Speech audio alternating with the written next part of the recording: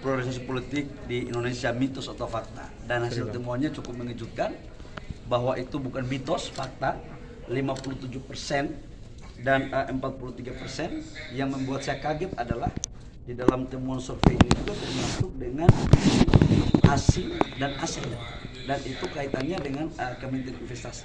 Tapi tadi saya sudah jelaskan secara gamblang bahwa 54% investasi kita adalah PMA dan 46% adalah PMDN.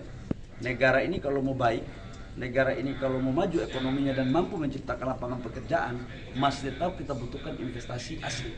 Tapi investasi yang berkeadilan, yang win-win untuk bagaimana lapangan pekerjaan di dalam negeri dan juga negara bisa mendapatkan hasil kerja. Jadi ini ada hubungannya dengan IKN, Pak? Untuk Gimana? investasi ini ada hubungannya dengan IKN nanti, Pak? Tadi nggak kita bicara spesifik IKN, karena ini temanya tema polarisasi.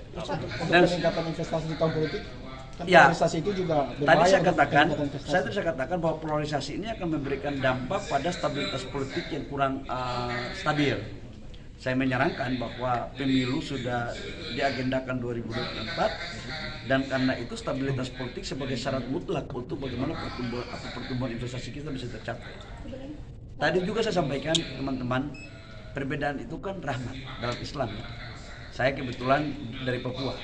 Kami di Papua itu, khususnya di kampung saya di Fakfak, itu dalam satu keluarga itu ada Katolik, ada Protestan, ada Islam. Itu biasa-biasa aja. Bahkan rumah saya di Fakfak itu di sampingnya itu gereja. Perbedaan ini harus kita hargai karena itu sudah ada sejak kita lahir. Tapi bagaimana memanage perbedaan itu? Tidak perlu kita mengolok-olok satu dengan yang lain. Perbedaan ini tidak hanya pada konteks kultur, tapi juga dalam ekonomi. Islam katakanlah mayoritas, tapi ekonominya kan tidak sebaik saudara-saudara kita yang saudara-saudara kami yang ada di agama yang lain atau etnis yang lain. Nah karena itu saya butuhkan untuk ada sinergitas yang baik, yang produktif untuk kita memperkuat bangsa. Pak, kalau polarisasi asing-asing ini masih berlanjut di 2024, ini Kementerian Investasi itu gimana nanti mengantisipasinya? Saya baru tahu nih. Saya berpikir 2 hari dulu baru saya jawab. Progres investasi asing di IKN gimana Pak? Yang seperti kemarin kita bahas. Bagus. Jalan baik. Nggak terpengaruh dengan isu penundaan pemilu atau Enggak. Isu apa tadi? isu penundaan. Oh, penundaan. Oh, ada isu itu ya. Justru kalau investor mungkin itu bisa berpengaruh baik gitu ya. Tapi saya tidak berbicara tentang isu itu ya. Pemerintah nggak boleh ya. Pak, tanggapan Megawati kemarin berkumpul dengan Jokowi, ada tanggapan nggak Pak? Belum tahu saya. Belum tahu. Nanti saya kalau dapat Bapak Presiden, saya tanya, tapi saya nggak berani tanya.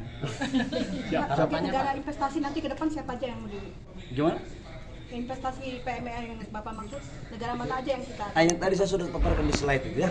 Oke ya. Harapannya agar supaya rakyat tidak Ya harus dewasa, kita harus pintar-pintar memisahkan mana yang boleh kita mengomentari secara spesifik dan mana yang nggak boleh ya. Kita cinta Republik Indonesia. Oke, terima kasih. Tidak.